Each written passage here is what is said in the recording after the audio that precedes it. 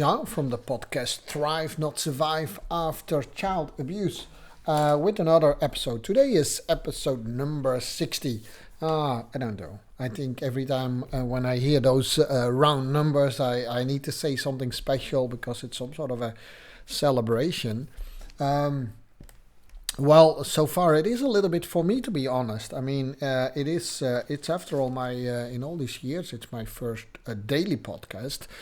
I did a lot of blogging and vlogging and what have you not on social media until someone advised me. The guy is the guy. Well, it's more than just a guy. He's pretty influential actually in both social media, but also in how we do business nowadays. At least some of us. His name is Russell Brunson, and one of the lessons that he taught, that he is teaching actually, is to publish every day if you want to have some influence. Now, let's talk a little bit about the will to have influence or not. Is that ego driven, or is that maybe something um, that comes from another place? Now, I can only talk for myself after all, right? So for some part, it is actually ego driven, because you never know who is listening to your story. And to be honest, if no one is listening to your podcast, you might know what to do, unless that's really weird, right? Because then you don't even have to record it if you don't care. So people who typically do things like this, like doing a podcast, doing a vlog, writing blogs, publishing books, like I did. They do have a certain ego, right? Because we want to have audience. And literally years ago, one of my coaches, I had a business coach. I was working for a corporate organization here in Dallas. And if you reach a certain level, then sometimes you have certain perks. And one of the perks that I had, at least, is I got to work with an executive business coach. And I always wanted that. I was curious how that worked because I'm a sports coach, and I'm a coach of athletes, mostly martial artists, and later on mostly actually dancers. So I was kind of curious how to learn from it, but definitely also to be coach, obviously. And she and I became actually, yeah, pretty close friends, at least at that time. And she and then one day she asked me, okay, Jean, if you have to say in just as few words as possible what it is that you think you need from life at the moment, what would that be? Now, of course, I mean, I was thinking about things like happiness and joy, and more family, more money, things like that. But it's not that was not part of the conversation. Those were kind of understood to not mention those kind of things. So it had to be slightly different. Strangely enough, I didn't have to think about it so long. So I yelled at her at some point in time. I said, "You know what? I need audience."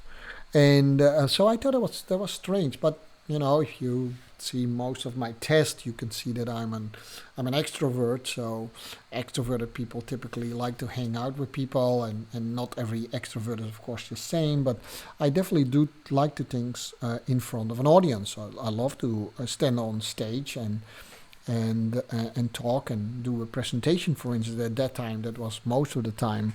What the things that I was doing is doing presentations either internally, um, either working either externally for the clients, and what have you not, that I was working for. And of course I was already a dancer, and I loved to perform dance as well. But I felt I had some sort of a message in me that I wanted to. I didn't even know what that message exactly was, but I had some sort of a message in me. And hence, later on, I wrote a book, and it's a little bit the same thing. So if you do things like this, right, doing a podcast, you need to have the feeling that you cannot, of course, only do it for that, but you actually do have the feeling that you have to say something to other people, which is partly, of course, a little bit of an ego thing as well, right? Some people might say, oh, he only needs attention. Well, I think there are other ways to get attention, but this is in a positive. But I do believe that I have a message, and so it's something that I come back to as often as possible, if that makes sense, and don't annoy the people just to constantly tell my message. So I wrap it up in different things. But one of the things that Russell Brunson was telling us when he said, you have to publish every day, is in essence, people who want to do that have a feel, have a drive, have a passion and a purpose to bring a message to the world. And in this case, to make from my mess my message. It takes a little while for you to either to know how to articulate and how to talk, in a certain way about your message. But strangely enough, it over time the message also start to form and even become sometimes something bigger than you actually could that you actually could how do you say that? How you actually could know up front how that could be. So if you are like me and like a lot of other people out there who do this and you feel you have some sort of a message, right? I would definitely stimulate you to start doing a podcast. In the beginning, you don't be afraid. You only get a few listeners anyhow, so you don't upset so many people if you do something and wrong, or you don't embarrass yourself too much if you say something, a little bit awkward. These things all happen. But the beautiful thing that I had in this process of now 60 podcast, and Russell Brunson in this case called this finding your voice, is that actually you start to find your voice. You start to find better and better. I hope it's better. Just write me a message if you think it's actually getting worse. But finding better and better what you want to talk about. I've always been very comfortable in things like this, but even more comfortable. And I don't do a lot of preparation anymore for my podcast. Not for all of them, at least. For some I do. When I have a specific thing, but you cannot do that every day, to be honest, because we have other things to do too. In my case today, I'm preparing a few campaigns, or one big campaign, so to speak, in which I'm going to offer my book, Broken Silence, Living with Passion and Purpose After Sexual Abuse, for free. Right, it's a campaign that we probably launch tomorrow or the day after, if you listen to this podcast right at the moment that I was recording this. So that's one of the things. Sometimes I'm just telling that because sometimes we're too busy to really prepare it. And then in the beginning, then I was like, oh my, what should I talk about right now? Now I had this idea, it's the 60th episode, so it's a good way to give a little bit the reasons why we do these things. But I hope at least I'm growing into this podcast so that it becomes better and better for the listeners actually to get something out of it, right? Because in the end of the day, it is about the audience that you serve. If I teach people around performance art, and in this case specifically dancing, it's not about our dancing. It is about how do we serve our audience, and if the audience come for a certain type of dancing, we try to give them something, and it could be challenging and it could be provocative, even if you want to, if that's what you want to do, but it is always geared to the audience. There is no performance audience performance art if there is no audience, right? Does that make sense? Same thing with podcasts. It's maybe not an art. Same things with writing a book.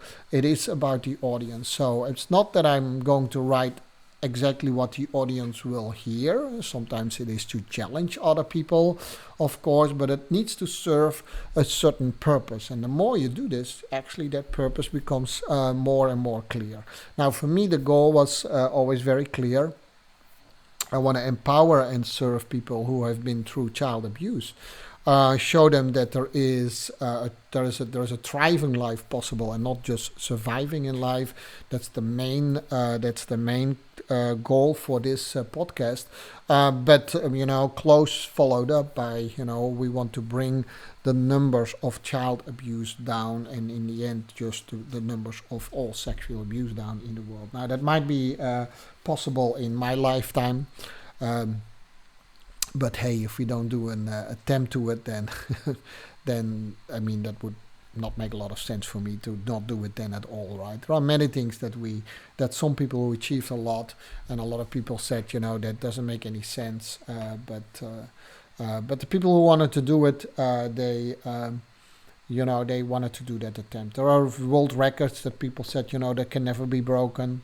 There were definitely big inventions that said it could never be possible. Who would have think about 100 years ago that you just could pick up a little black thing here, smaller than whatever is, that has more power than any computer that actually was invented already 100 years ago. There were not even computers 100 years ago. More power than the first computers by far. And that you can talk to anyone about anyone in the world that actually has a thing like this as well, which is almost everyone. Who would ever thought about that? And it went through several phases, right? It didn't immediately start like, hey, let's invent a small things that is stronger than a computer that is not yet invented and that I can call anyone in the world with a thing that no one has seen either, right? It goes normally step by step. It goes from someone comes up with an idea saying, hey, would it not be easier if we could communicate without always going to each other or send a mail, and now with electricity going on, Bell, after all, did that, right, came up with the first telephone. Now, the same thing is, of course, with bigger concepts, like, thinking concept, whether it's a political concept, whether it's a religious concept, these things, they grow, right, over time. But hence, we sometimes have to also go a little bit back and push back on things that were very normal. Think about the emancipation of women. Think about, we still have strives and steps to go in many things. Think about racial inequalities. Just take the bigger things in the world, that these changes just didn't happen from one day to the other. There was definitely a time, and we unfortunately, strangely enough, don't have to go back hundreds and hundreds of years ago. We sometimes have to go only back 100, only back 50. Sometimes, I have to go back less than 60 years ago when racial inequality was way more apparent than it is now. And where it is right now, that's still an outrage, obviously. But those bigger concepts, when some people took them on, they were always looked at like, what? That's weird, A lot of people didn't even agree with it, not because they were bad people, because it didn't fit in their way of thinking, right? Now, if it comes to a topic that, in this case, I am fighting for, and it is to stop sexual abuse, actually, everyone agrees with that. That's like the mystery for me, Ron. Everyone is agreeing that sexual abuse, any abuse, should stop. And I pause here for a little bit because I want you to think about that for a moment. Then if everyone agrees with it, why didn't it not stop yet? Right? The other concept that I talked about, if you go back in time and you see it in the concept and the context of the time, I'm not saying it was good. I'm just saying it happened at those times, slavery, stuff like that. And there were a lot of people who thought that was kind of normal, right? And of course, if you ask the same people right now and you could talk to them, with in a different time perspective, they would agree that, oh my gosh, that was so weird, right? But if you think about sexual abuse and abuse, I think you can go through times where most of the people at least would agree that it was not appropriate, right? At least for a longer period than now. I know children and people from a different race, and so they were, hugely abused as well. But there's something, you have to agree with me, there's something weird going on in today's time. Right, let's not make it too complex. In today's time, if I would ask someone on the street randomly saying, hey, what do you think about sexual abuse? Should we find a way to stop it or not? They probably would say, yes, please. Right, yes, please. But it still hasn't stopped yet. And the numbers are incredibly high, right? If you don't know how high, please go back to some of my earlier podcasts. And I explained to you that it is literally 1 second, one new victim every second that we speak somewhere around the world, right? Okay, so that's the reason why I do this. It's the reason that it's a mystery for me that we still are fighting for this cause, but it's not for me becoming hopeless and saying, oh, well, since we have been fighting for this for so many years, let me not do it. For some reason, something, maybe it's on my own madness, gave me the inspiration to do that. So this is my pledge to you guys. I will not stop.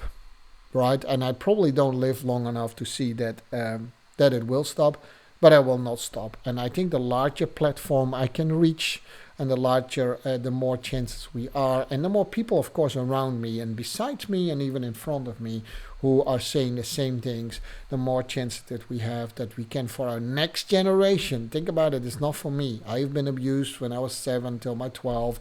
To be honest, I care less that it happened to me. I wish it didn't, but it did. But it is about the children next to us. It's about the generations after us. And if you feel that we should continue as a human race and as human being, I honestly think you have to step up with me and be with me on this. We need to leave the place in a better shape as we found it as a human being, right? And I don't think my generation did do a particularly really good job, right? I think a lot of younger people already have a better sense of that we need to be more conscious about, for instance, the environment, about energy and stuff like that. But hey, guys, all dudes like myself, we still have an opportunity to do many good things, right? And it is at least handing over the knowledge that we have and the inspiration that we have to do this thing. So be with me in this case, right? This was Jean from the podcast Thrive Not Survive After Child Abuse. I hope to hear you back tomorrow with another episode. This was Jean. Bye bye.